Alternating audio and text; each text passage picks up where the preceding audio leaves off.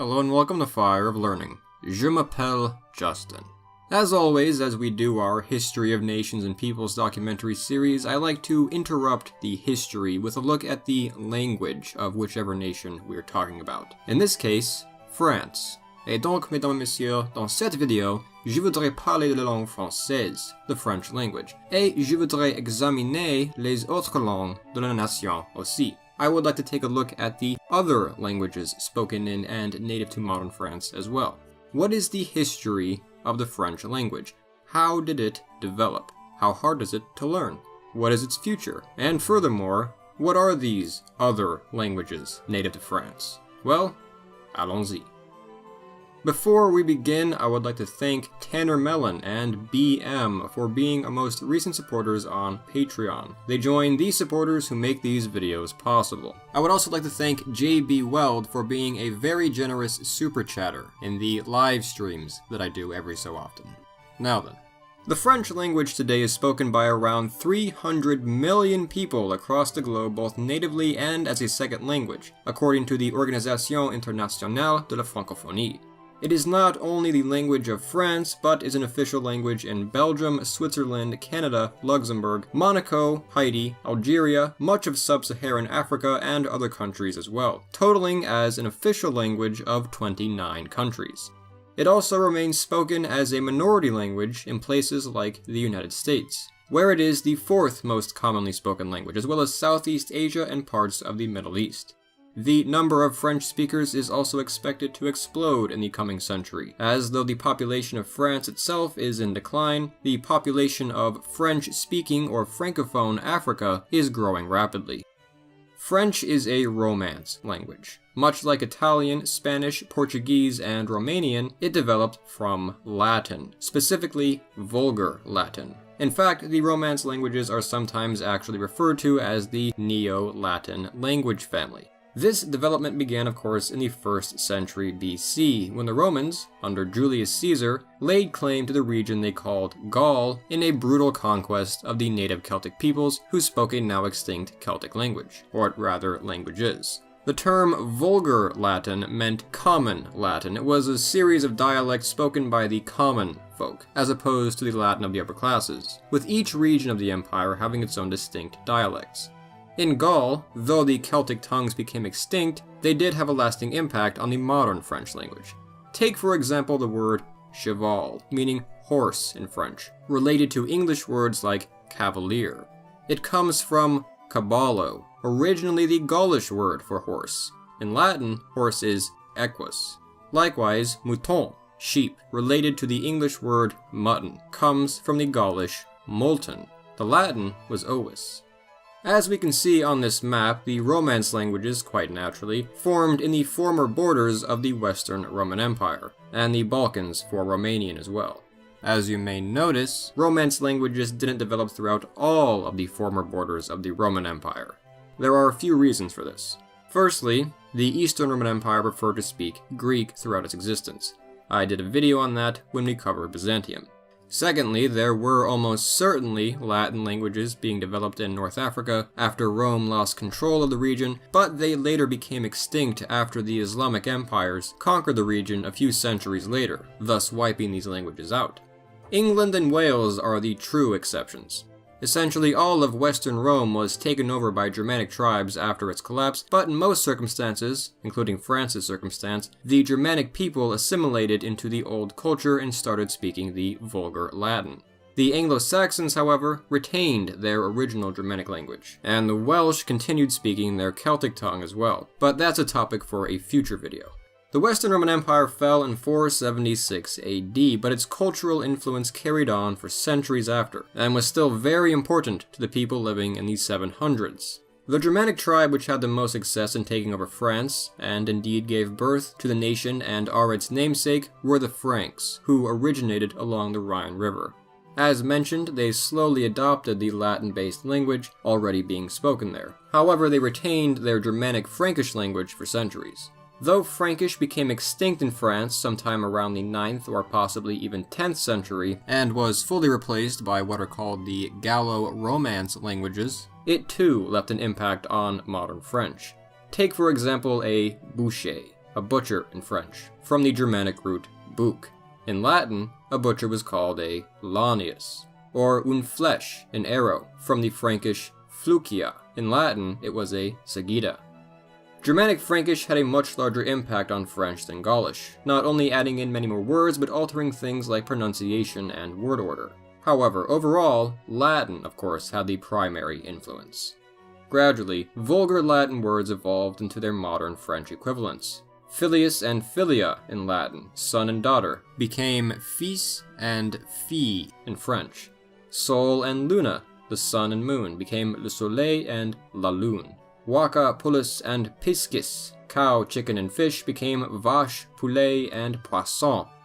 However, this development did not happen immediately. The French language did not develop as one single language. Much like the majority of standardized languages around today, French went through a series of developmental stages.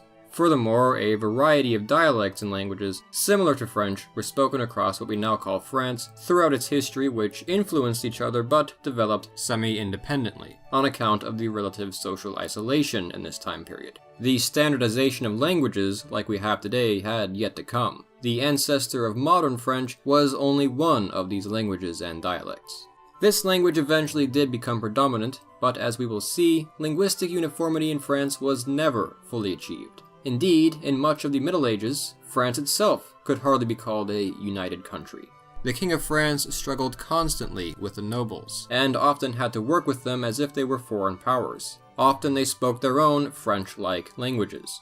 Another such mostly independent area of France where a different dialect was spoken was Normandy, to the north of Paris. Normandy was named after the Norse Vikings, the Northmen who settled the region under their leader, Rollo, in the 10th century. Gradually, they adopted the local French dialect. There was some Old Norse influence into French as well, such as with the verb équiper, meaning to equip, but this influence on modern French was quite small, less even than Gaulish. Although medieval Norman French was probably heavily influenced by the Scandinavian languages. It was this Norman French that the Normans carried with them when they invaded England in 1066.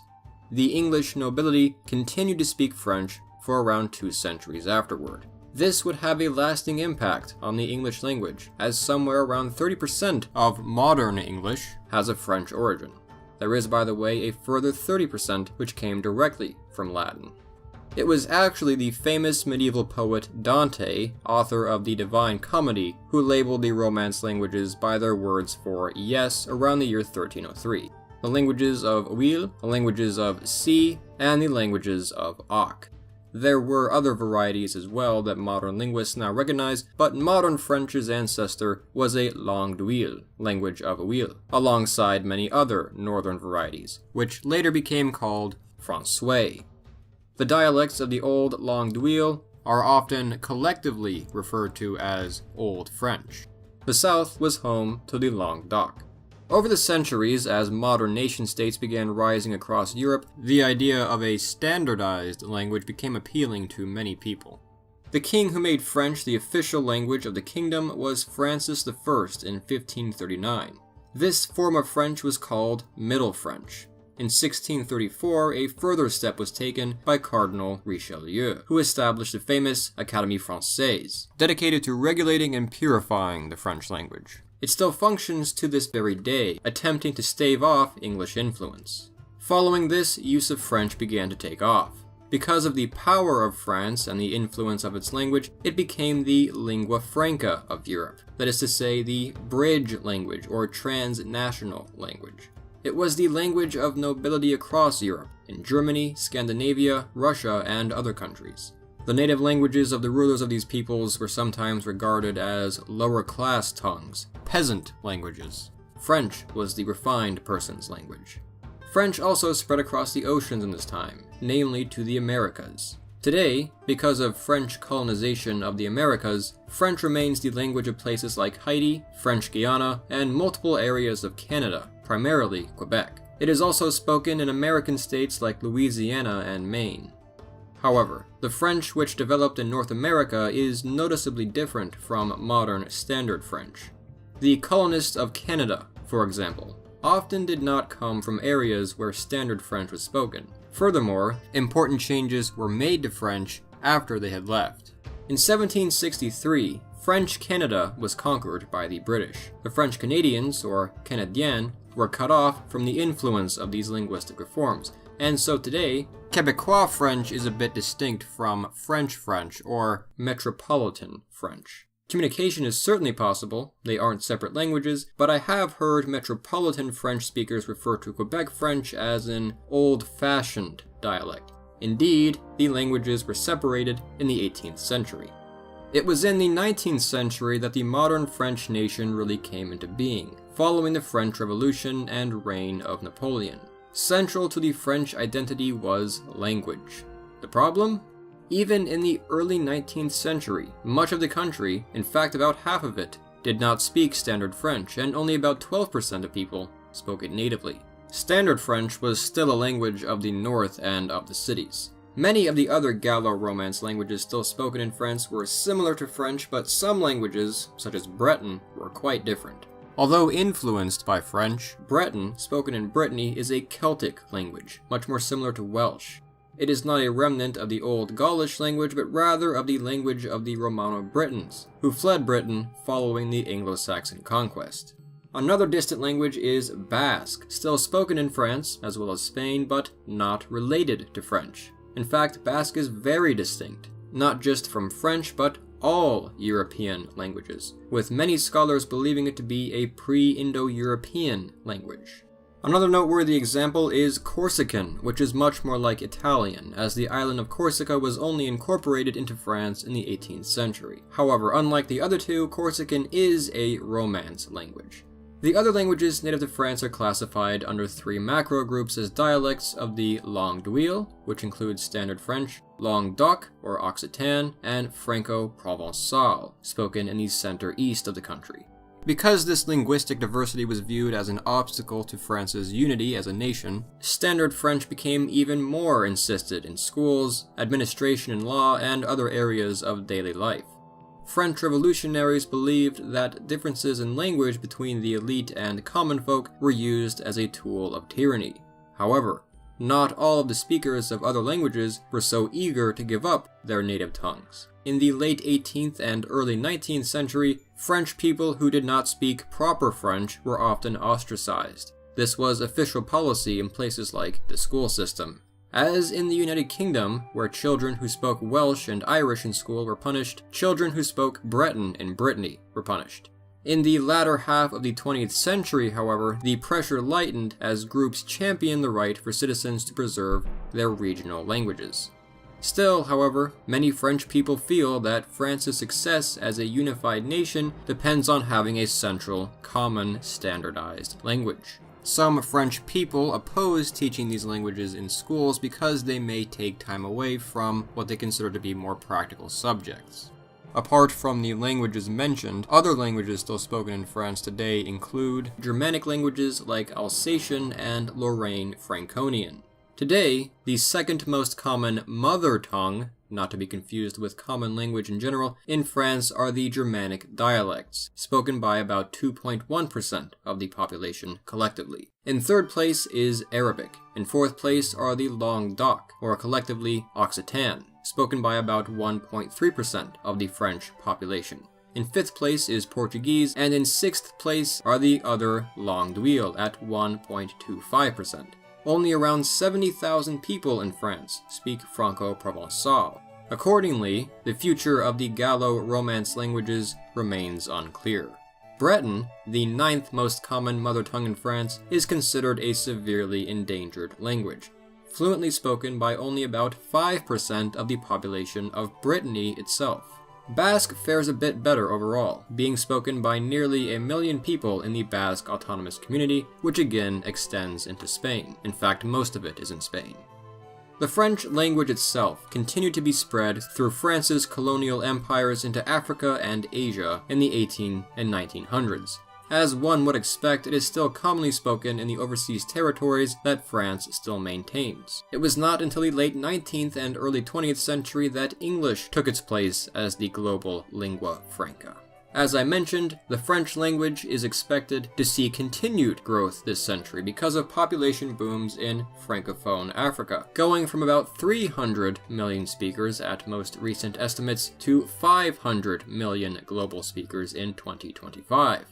A common question about French is, how difficult is the language to learn? Well, the French sometimes like to pride themselves on their language being the most difficult to learn in the world. However, this seems to be something that everyone says of their own native language, as we also say this about English. The easiness of language acquisition depends on a variety of factors, the most important one being what your native language is. Speakers of other Romance languages, such as Italian and Spanish, have an easier time learning French, and can even understand certain parts of French already, without needing to learn it because of these similarities. As for English speakers, because French has had such an impact on our language, it is often not considered relatively hard. Of the 3 foreign languages I personally have seriously studied, French, Latin, and German, French has been the easiest. One challenge of French is that it is not a phonetic language. Well, it is, but the rules are a bit complicated. Granted, English is worse about this, but French speech often sounds very different from what a foreigner would expect from the writing. For example, take this passage from Voltaire's Candide. Hopefully my American accent won't get in the way here. Madame la Baronne, qui pesait environ 350 livres, s'attirait par là une très grande considération et faisait les honneurs de la maison avec une dignité qui la rendait encore plus respectable. As we can see, French has a habit of not pronouncing the end consonant of a word unless it ends in a specific consonant, such as with avec here, which means with. However, if a word begins with a vowel, the end consonant of the previous word does tend to be pronounced, shown here with faisait les honneurs. This is how you spell les, which is the plural of the. That's correct, the plural of the. Because the H is often not pronounced in French, it is considered a vowel. Thus, instead of les honneurs, it is les honneurs. This helps with the rhythm of speech. Many people often believe that people who speak foreign languages are talking quickly. This is generally not necessarily true. It just seems that way because our brain doesn't know what to do with the sounds that it's receiving. However, I will say that this is sort of true in French. The language is literally kind of designed to move quickly. The accents which you see on the words here simply indicate sound changes. It turns dignité, dignity, into dignité. Another example found in English as well is Noël, meaning Christmas, which originally came from French. In French, there is an umlaut over the E, indicating both vowels are pronounced, so it's not Noël.